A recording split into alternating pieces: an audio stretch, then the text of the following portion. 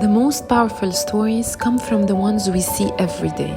Not every journey is loud. Some are quiet, raw, and still changing lives. This is Unformed, where real stories unfold. Hello, this is Hiba, and welcome to this episode of Unformed. My guest today is Paulina, a CrossFit and Hyrox coach who's been training since she was 17, and she just recently came back from the Hyrox World Championship in Chicago. I'm especially excited to have her on because before I met her, I used to see her training at the gym, and I always admired how calm, focused, and strong she was. She's one of those people who lead by example, and it's honestly a full circle moment for me to have her on the podcast today. In this episode, we talk about her journey, her workout routine, and how she structures her training blocks.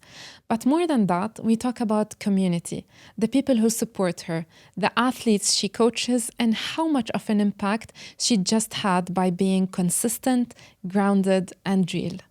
This episode meant a lot to me, and I'm so excited for you to hear it. Paulina, I'm very, very happy to have you with me today. I'm so happy to be here. Thank you. Thank you for coming. As I was telling you, this episode is very personal to me because when I first started my fitness journey in WellFit, first I was trying to get used to the gym. And then after that, I was going more into Hyrox training. Mm-hmm. And although we started talking together just a few months ago, let's say, but I was always looking up to you as someone who is very strong, a woman who was someone I admire. I admire how you show up at the gym, how you work out. I was telling Reese, my personal trainer, I was telling him, like, I love how strong she is and all the commitment you put to show up every single day and your achievement as well. Thank you. Normally with my guests, I start the from the beginning, so how the fitness journey started. But for you, I cannot not talk about the Hyrox world. No, I don't think we can skip that. Yeah. I think let's go the other way around. First, congrats. Thank you so were much. amazing at Chicago Hyrox World Championship. Please tell me about the experience. How did it feel to be shortlisted to walk in a venue with less than 1% of Hyrox athletes reach there? Honestly, I was very nervous leading up to it because I didn't expect it. Like, it was not a goal me and my coach had. My coach and I never put goals like that. Our goal is always just go and do your best. Whatever comes out of it is, your best at this time. So when I got the email and I sent it to him, I was like, do I go? And he was like, of course you're going to go. And then the experience was overwhelming. I've never been part of something this big ever. Even back when I was doing CrossFit, I was never like at this level. So it was the first time to be in a venue so big with that many people. How did it feel to be in a venue with world elites in Hyrox specifically? You get a bit of like imposter syndrome. Like even leading up to it, I was like, am I actually that good enough to be going there? And then especially when you go there and you see them and you're like, wow, like everyone here is serious, But so am I. I've been training hard. So it's just about like staying grounded and just like not comparing yourself to these people. These people train only all day, every day. So again, it's just about focusing on doing your best and enjoy the experience because this is a once in a lifetime. And you did achieve a PR. You did a personal best, no? I did a personal best. Everyone gets a bit taken aback when I'm like, I'm not actually happy with my time. Why? I feel like I have so much more in me. On the day I did feel good, but midway through the race, something happened to me. Like I felt a bit drained. I don't know if it was just overstimulating the whole experience that it caught up to me. So, I mean, I got a PB, but that's why I'm even more excited for the coming races because I know I can do better. Yeah, for sure. Talking about other races, and you mentioned you were mostly in CrossFit, right? So yes. you you trained CrossFit all your life. Yeah. Can you take me through how did you get into fitness as a fitness journey? And when did that happen? And you were not always into Hyrox, you were CrossFit. No. So take me through the journey from the start. So it's quite unique. I was never into sports ever. I don't have a background in any sport. I wasn't a gymnast or athletics, nothing. It was just at 17 years old when my brother told me to try CrossFit because I was going to be here all summer. You can't do anything outdoors, and we weren't traveling with my family. So I told my mom, can you go and take me to try a CrossFit class? She took me. It was actually Mikkel, who is our general manager in WellFit, who was my coach at the time. Oh, wow. Yeah, so he met me when I was 17, when I couldn't do anything in CrossFit. After that, I got addicted because I just loved that it was always different. It was challenging me in different ways. I didn't have to be good at it from the start, which I felt that's why I didn't like other sports. Like I wasn't good at it straight away. I was like, okay, it's not for me. Whereas CrossFit, it's like, oh, you can scale it. You can always get better and all of this. So I got hooked after that. There's always this conversation between CrossFit and Hyrox, and everyone is trying to make a point that this one is better than this one. Now that you did both, how do you feel, and what got you to start into Hyrox training? So I love both equally for different reasons. You know, I love the snatch and the clean and jerk and gymnastics because I feel like I am good at it. The reason I started getting into Hyrox was because I was training for a half marathon. So I decided to take a break from lifting as much, and I got myself a running coach, and I said, I just want to run a half marathon. I think it'll be fun. And he was like, yeah. He coached me. We did drills together. And then literally 2 weeks before Dubai Hyrox, someone told me, hey, why don't you just do it? You've been running anyway. You know you can push a sled. You can lift these weights or nothing. Wow. So just go and do it. So I was like, you know what? Fine. And I was 24 at the time. I did it. I think there was only another girl in my age group. So I won my age group, and I was like, what is this Hyrox thing? So after that... what year was that? This was 2 years ago. Okay. Yeah, or a year and a half ago in February last year. So yeah, I was like, you know what? I actually like this. I like the way it feels when I train it. I feel like I'm good at it. I love running. So why not? And I mean, I feel like I'm good at it. And it's less taxing on the body training wise as it was for me personally, CrossFit. Yeah. And I think what also helps is that you have a very strong foundation in weightlifting generally because of your background at CrossFit. And when you start training for Hyrox, how does it look like? So you have different training blocks. How long do they take, and what each block looks like? Yeah, so I personally have a coach. He's amazing. He's been training me on 6-week blocks just because it just happens that every time I reach out to him, it's 6 weeks before the race. But we normally do more strength focus work at the beginning of the course. And then we get more into the race specifics like 3 to 2 weeks before. Leading up to it is more about strength because that's where like I lack and that's my weakness compared to the other girls who are just naturally bigger than me. Because I know I'm light, I can run fast, but when it comes to pushing a 150 kg sled, which is 3 times my body weight, I need to work hard. So that's what it looks like. More strength and then more into like the race specifics later. And how does your week look like normally when you're training for Hyrox? Ooh, that's a good one. So I will have more like lower body squats on a Monday. Then it will be tempo run as well.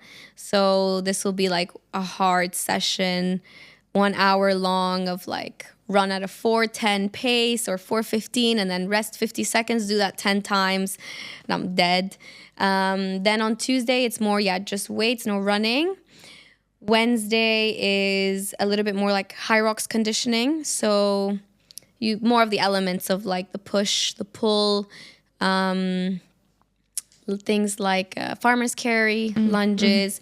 Thursday is always my long run day. So I will normally do that in the morning. I was doing it super early with my friends because it's just like an easy zone 2. When you say long run, how long does that take? It's almost an hour and a half? Like an hour. I've done an hour and a half, an hour 10 sometimes he will put for me.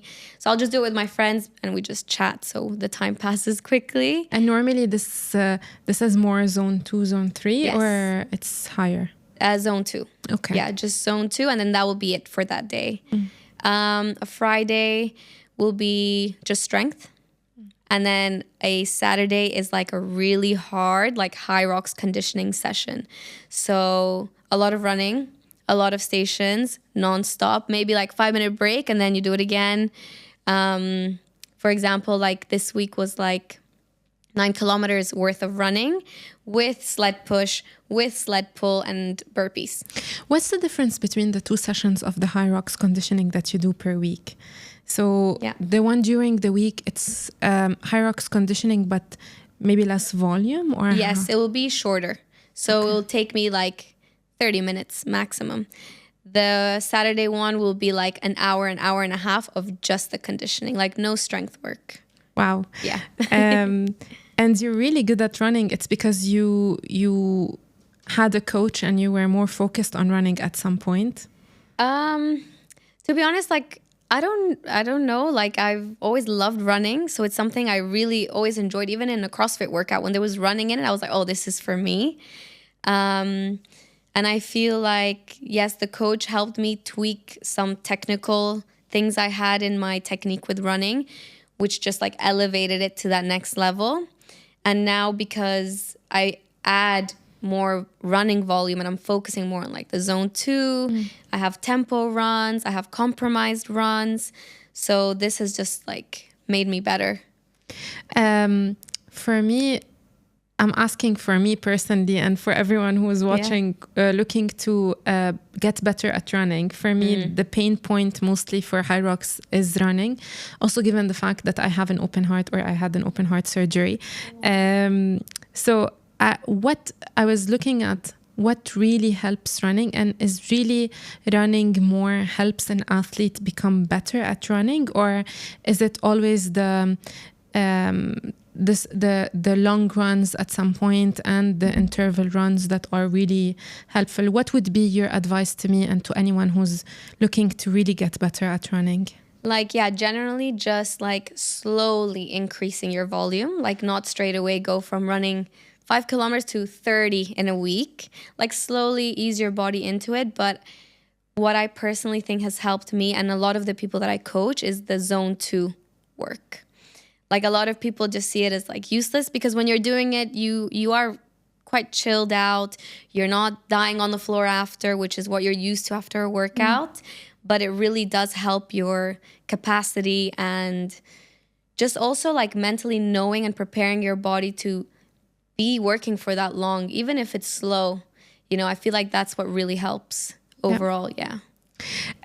Paulina, I watched your Hyrox in Sharjah, because it was my first Hyrox. Yes. And funny enough, you, as you know, I remember seeing you there. Yes. And I was so happy watching you do the final wall balls and get to the stage. And you. I remember that I even have videos and pictures of you because the moment was so emotional. Because you made podium at that Hyrox race. Plus all your family members, a lot of them, and friends were all there cheering you. And it was a really emotional moment because everyone was counting for you.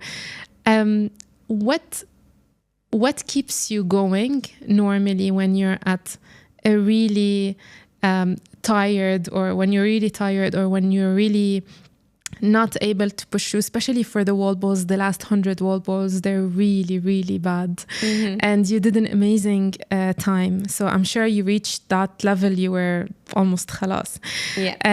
What is the importance as well of that cheer and that emotional time on you personally to keep going? Yeah, you know what pushes me, honestly, in times like that? Yeah, it's like, for example, like seeing my parents there. My cousins were there as well. Like, it just happened to line up. And not only that, but my closest friends who have seen me in the gym working all these times, all like late at night, doing my workouts, and then seeing like cheering for me. I was like, I don't know. There's a voice in my head that's like, no, you can't give up now. You know, like you have to finish it, or else like what's like everything, all the work you've put in. Like, no, you have to show it now. This is the time. So, and I know deep down inside of me, I will never quit. Any race that I do, or competition, you're never gonna see me quit, even Why? if I What slow got you down. to this point? I think it's just the standard I hold myself on. You know, I do put a lot of pressure on myself, I would say. I'm never competing against anyone. Like, even in Chicago, like I didn't even know who I was competing against. I didn't even care to check. As long as like I know and I finished and I did my best, I'll be happy. And that's what keeps me going. Um, in some of your content on Instagram, you said something that stuck in my mind, and I actually remembered it through my Hyrox race and my Hyrox preparation. You said, "Embrace the uncomfortable."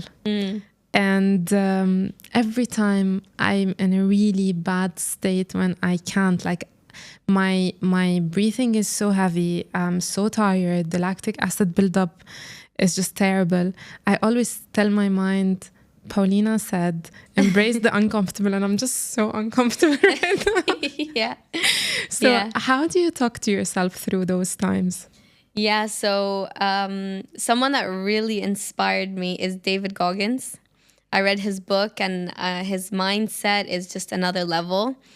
And, you know, sometimes, like, for example, I'll be running and I get a stitch, or I will be like, oh, like my feet hurt. You know, I'll just tell myself, no, this is a test to see if you quit. Like, no, you're just tricking yourself. Like, you're not going to quit. You're fine.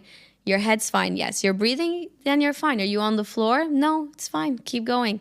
Then by the time you're saying all of this to yourself, you're halfway done. So yeah, that's how I talk to myself. And yeah, just be kind to yourself when you're in the uncomfortable, you know, like you are okay, you've put in the work, you're feeling fine, you fueled, you've been ready for this whole time. This is nothing new. You've been in worse situations before. Why can't you get through this? Yeah, and you reminded me of something as well that Reese used to always tell me. He used to say, your body is capable to do it. Yeah. It's your mind that needs to shift into making it happen. Yes. Because it's your mind that is stopping you. And I think the mind physiologically, the let's say the goal of the mind or the duty of the mind is to try and kind of protect you. Mm-hmm. And when you're really at that level where you're pushing your limits and you're trying to test yourself, your mind automatically starts speaking to you that you need to stop, you need to stop. Yeah.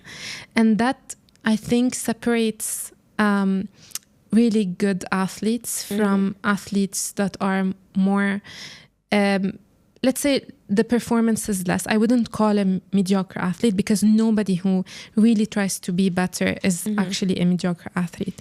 But I think they set themselves apart because, like David Goggins, there's that thing that clicks when you're in that threshold of pain, that you stop negotiating with your mind.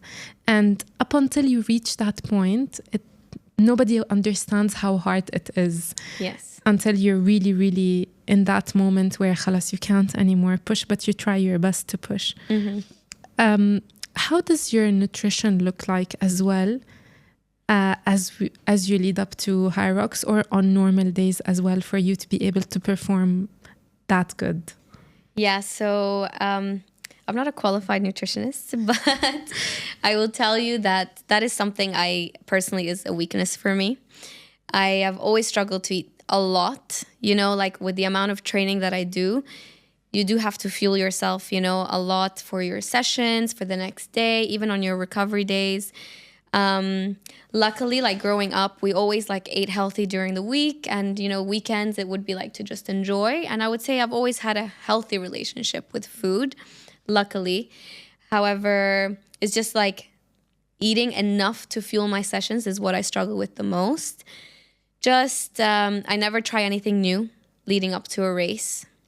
That's just something I did once, and it was a big mistake.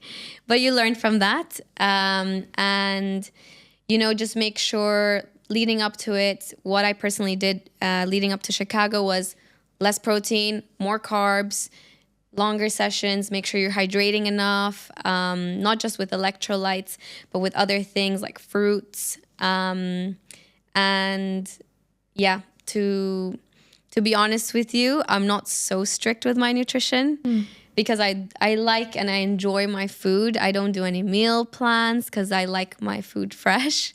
So, and I've tried, but it just doesn't suit me. And I work around it in the best ways that I can.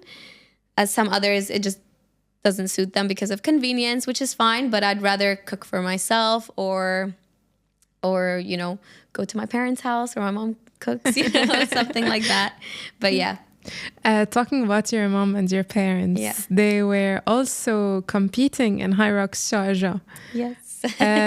How did it feel like? And did you train them? So I wasn't with them the whole time when they were training for it. Also, my dad's a pilot, so he's very busy. He has a very busy schedule. My mom was also dealing with a knee injury leading up to this race. So her training was also a bit more relaxed. They weren't putting too much pressure on themselves. But, I remember in the car, we were talking about it. And I said, why don't you guys just do it? And they said, yeah, you know what? Maybe we should. And I said, okay, then sign up now.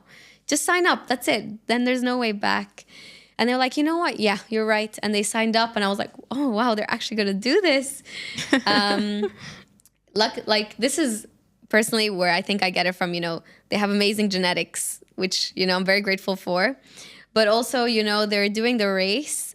I am in the track as well. And then I see them going to the wall balls. And I'm just like, wow, this is amazing that my parents are doing the same race as me, finishing it together. My mom had to stop for a bit to bandage up her knee. Wow. They questioned her to be like, are you sure you want to continue the race? And she was like, yeah, I'm finishing it. And I think this is an example of like where I get it from, to be honest. So yeah, it was a very special occasion. Your parents, they are originally active, so they have always been, let's say, athletic, or it was just out of nowhere that they were looking at you and you were inspiring them and they went to Hyrox? So honestly, they were taking me to the gym to do CrossFit, and they would just sit and watch me. And then my coach went over to them and they said, why are you not joining the classes? Like, this is for everyone. And they were like, you know what, you're right. And then they started doing CrossFit. And it just became like a family thing, Then when my brothers would come to visit, they would come and do CrossFit with us. So my cousins do CrossFit back home. They're gym owners there. So it is like a family thing. And this is when they started to get more into fitness and what brought them to that. What is your most emotional moment during Hyrox out of all the races that you had? Oh, wow. The most emotional moment. I need to think about this one. I think the most emotional moment, not necessarily in the race, it was in Chicago when we had the Walk-in of Nations, where it's the first time on a global stage that I get to represent my own country. Was very special, and my mom was with me. So that's never happened in my family before. We didn't know anybody else that was going to be there. I was the only person out of 4,000 athletes from Guatemala, so it was extremely special. My mom cried during the parade. And our family group chat was just blowing up. So it was really emotional because it meant a lot to me, but I didn't know how much it was going to mean to my family for me to be walking with my flag. So that was something that I would say is the most emotional. And I'm sure it wasn't always roses. So it wasn't always you waking up wanting to do that very heavy workout. How much do you depend or rely on motivation? Are you the kind of person who is very motivated when you're working towards a goal? How does your motivation look like normally? Yeah, I don't rely on motivation. I feel like I am very disciplined just by nature. Like I said, I hold myself to such a high standard. Like I don't allow myself to fall under that. And I feel like if I always rely on motivation, I would fall below that. So even if I don't have a race coming up, or even before I knew what Hyrox was, I was training hard, like just for my own health, like I want to be healthy as I grow older. If I have kids, to be able to be active with them, so I can find motivation if I wanted to at any point, but it's mainly like the discipline that I have in me. I don't know if it's something that I was born with or just built into me, but yeah, I would say like I would not rely on motivation. What do you tell yourself normally when you wake up in the morning and you don't feel like doing anything and you really have a plan to stick to? Yeah, this happens a few times. Some things I say to myself would be like, being grateful, finding things to be grateful for, like, I'm grateful that I have a body that I can go to the gym and work out. I've had an injury before, which didn't allow me to work out. And I remember how I felt then, and it wasn't pretty and I wasn't happy. So to be healthy and not have an injury, not feel pain, like I will just tell myself, I'm healthy. I can go to the gym. I have an amazing gym to work out in. I have an environment and good friends that I have met through this. So like, why are you going to skip it? What keeps you this positive normally? Because you're someone who's not only an exceptional athlete, you're someone who's like a bubble of happiness in the gym. And everyone talks about it. Everyone talks about your smile, and everyone can see now on the episode, you're always smiling. You have a beautiful one. And you're always very uplifting when someone is talking to you. So what is the secret behind that? I feel like, to be honest, I feel like the people that are the most positive have maybe gone through something at some point in their life. And then you realize that everyone's going through something. So why are you not going to be kind? You never know which battle anyone's having in their head at home. So, it costs nothing to be positive. You don't know how it's going to inspire someone or affect them. How like something you said to me just passing through the treadmill maybe meant nothing to you, but in my head I was about to quit, and that just kept me going. So like it costs nothing, and the outcome of it is so big and so positive. Like if you can spread it, why not? You give a lot of classes at WellFit, and your classes are always so full. Yeah, I am normally fighting to get one slot at your class. What are your most, like, why do you do what you do? Why do you love giving classes, and why are your classes always full? I don't know. Like, I don't know, because during some classes they tell me they hate me, but then they come back. But why I do it is because I want to show people that being active is fun. Like it doesn't have to be such a chore, a task. You can have fun while doing it. And that's what will keep you consistent. If you're enjoying what you do, it doesn't have to be a CrossFit class or like you coming and lifting heavy weights, like just moving, with good people around you and seeing their smile at the end of a class, or them coming up to me at the end of a class and telling me, oh, you know what? Like I wasn't going to come, but now I'm so glad I did. That to me just makes it all worth it. Or even, when they've had a bad day and they let it out in the workout and you can see they've made time to come. I'm like, like this is their hour to switch off. I want to give them the best experience so then they can leave and, you know, just be better humans. If I can do that and affect people's life like that, I mean, yeah, that's something I definitely want to do.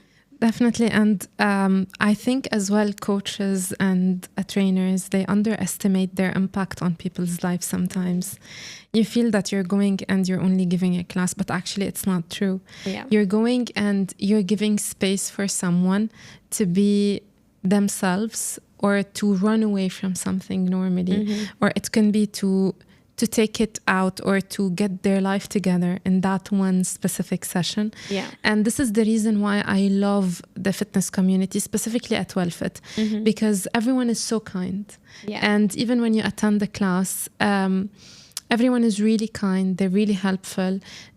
You don't feel like you're not good enough in the classes, because when I first as well started my fitness journey, my biggest weakness was self-doubt all the time. And given the fact that I have different health problems and I couldn't get past them, I was embarrassed to attend classes, because for me, in my mind, those people were very athletic. Like, why am I entering a class? I'm not going to look good because I can't perform a certain type of exercise. And then when I tried the class, it was under force. Reese was almost forcing me to do It's always Reese. It's always Reese. Reese was literally forcing me, like, you're gonna book that class and you're gonna attend it. And then once I attended the class, I looked and I'm like, wow, it's not that bad. Like, not everyone had their life together. Not everyone was able to move past that. And the coaches at WellFit, like you and the other amazing coaches as well that we have, they were so kind. Like, yes, they would correct you, but they wouldn't make you feel that you were not good enough for the class, or they'll give you alternatives. Yeah. So you are changing the lives of the people around you more than you know it by just showing up and being there. Yeah. What were one of the most significant moments that you had through your career as a coach that you feel that it really stuck to your mind, or at least stuck to your mind? Ooh. As a coach. You know, like, it's ongoing. I will tell you, before I came to WellFit, I was only coaching women only. So something very significant to me was when I came to WellFit and I'm coaching men as well. Like, at the beginning, it was very intimidating. I'd never coached men. And then I thought, you know, I'm so small. Why are they going to listen to me?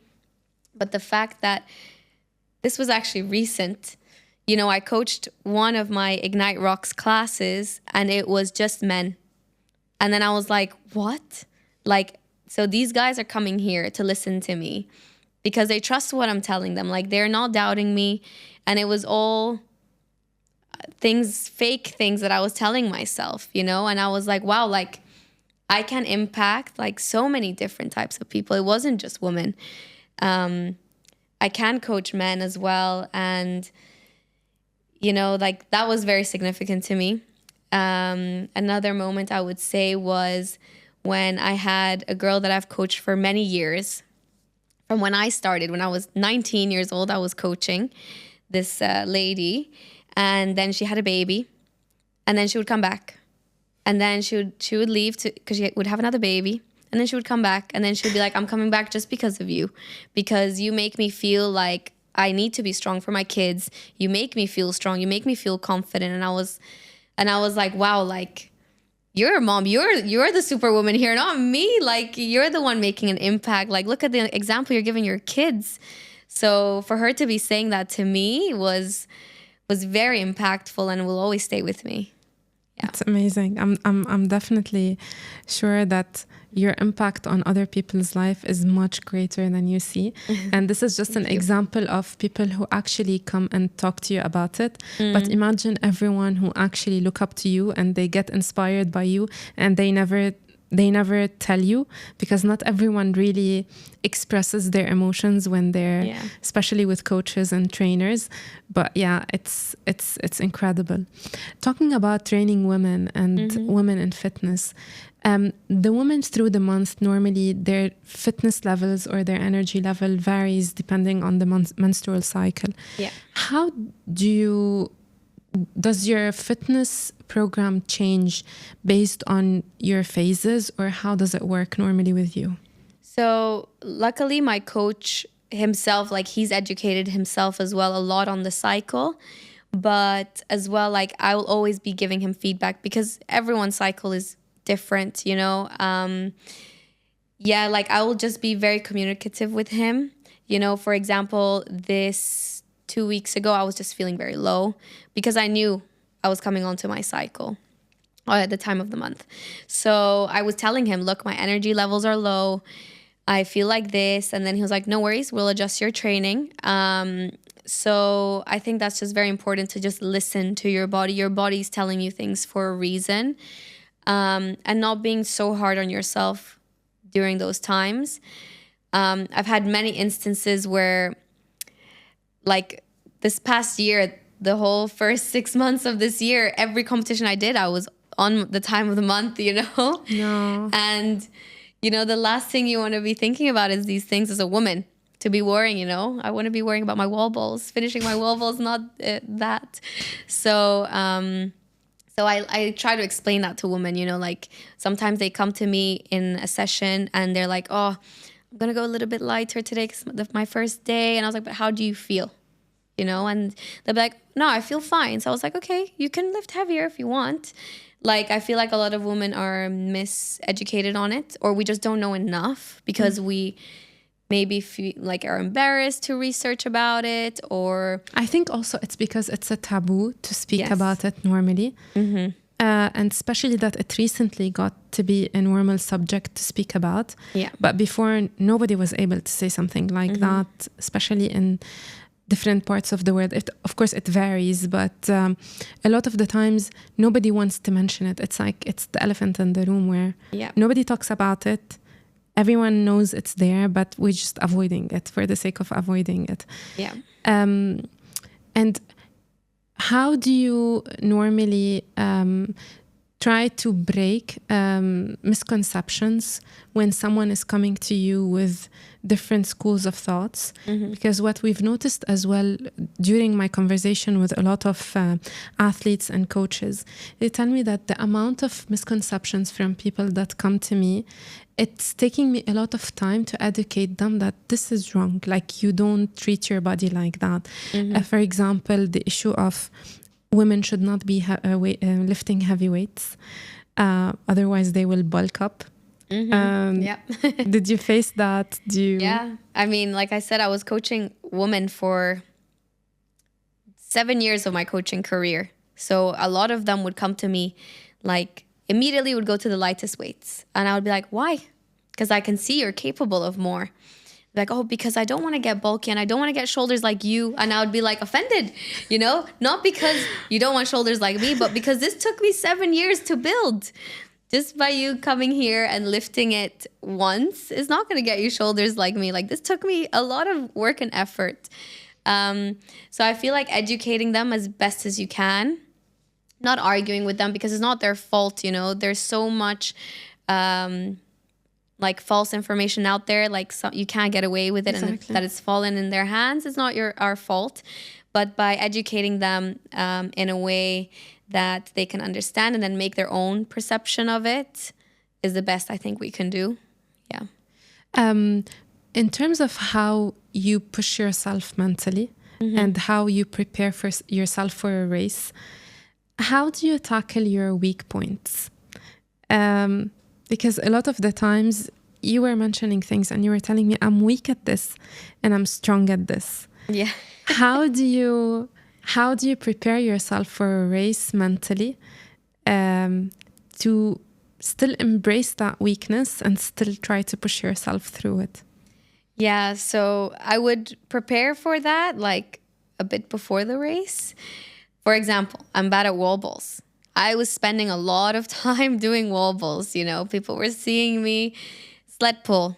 It's a weakness of mine. I'm spending so much time on the sled pull. So, you know, even during the race, like not seeing it as a weakness, but let's test how far I can push myself now with all the training I've done. What's the progress I've made? If it's 1%, I'll be happy. Yeah. And after the Hyrox competitions that you have done, what are your next goals now? Oh, well, I have another Hyrox race. Is this the Abu Dhabi? Yes, okay. In 3 weeks' time. So that's one of my shorter goals. And as well, I would love to do one with my brother. So that's something. I think you're pulling all your family in. You know, my brother's super fit, and if he trains, he would be much better than me. So, you know, I would love to do a race with him, and we've talked about it. He just lives quite far, but it's going to happen this year. We've said it. And my overall like goals is make it to World Championships again and just doing better, because that experience just kind of lit a fire in me that I just can't explain or put into words, but I definitely want to be back there again. I love when you said it lit a fire in you. It reminded me of the video of the ant and the pen. Have you seen it? No. The ant and the marker, I think it was. So they were trying to do an experiment, and they put an ant and they drew around the ant a circle with a marker, black marker. Yes. And the ant thought that because it's the black marker, although it was just in its perception, the ant couldn't pass that black marker because it was a boundary. Yeah. And then that specific boundary kept on going lower and closer and closer, and they did the same with the spider. Yeah. And by mistake, when they were drawing that marker with the marker, the spider stepped on the boundary. It stepped on the marker, and when it stepped on the marker, it recognized that, oh, so it's only in my brain, and I can step over it and I can pass this boundary. Yeah. So when you said it lit a fire in me that, okay, so Worlds is not really that far, so I can be there and I can get to that as well. What are the things that you would tell women who, like me, are looking up to you and they're really doubting themselves, and a lot of times that they cannot achieve what they are capable of, or their highest potential? What is one thing you learned about women that you would tell them as a message? I would say like just one thing. You can take your time. I would say, like, you know, as for me, you know, it's all in our head, and we are amazing. Like, our bodies are incredible, what they're capable of. Like, we can carry children, you know. What can we not do? Like, what is stopping us? It's all fake things that we're telling ourselves in our head. So to find a way to shut that down and to allow yourself to push yourself to those limits, because honestly, we're just capable of incredible things, and we need to be the ones to show that. Yeah. And what would you tell baby Paulina? Oh. What is something that if you look back and tell your young self, what would you tell that baby Paulina? That you don't have to keep proving that you're strong, because you are. Everyone knows you're strong. I just, always felt like I had to prove it. And to not be afraid to shine. You know, you shining doesn't overshadow anyone else's shine. There is a place for everybody to shine, and allow yourself to shine. Thank you so much, Paulina, for today's conversation. Thank you. It was really nice. I loved having you here. Thank you for having me. And I would, it was really personal. It was something that is very meaningful for me to have you here today with me. For me too. Because I was really looking up to you through my fitness journey, and I still am. I really love what you do. I think you're one of the strongest women I know and I see. And I'm really, really looking forward to have another episode with you to discuss you making podium or you getting podium in World Championship. I know it's coming. I know it's coming. Thank you so much for your time. And thank you for watching. I'll see you in the next episode. The most powerful stories come from the ones we see every day. Not every journey is loud. Some are quiet, raw, and still changing lives. This is Unformed, where real stories unfold.